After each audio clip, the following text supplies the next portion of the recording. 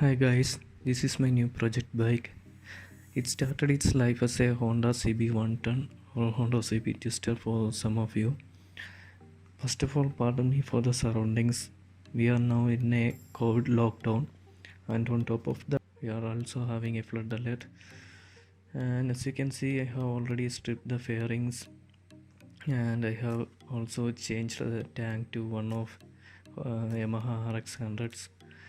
Then I have already cut the back end of the chassis and welded it to match the cafe racer parameters. Now I have to deal with the battery and other electricals, and I have also the mudguard to deal with. I had to reshape it somehow to match the cafe racer parameters. Then I have to fabricate an exhaust, and I have to buy a corner filter. I have to fix an headlight, and I have to do something about the handlebars.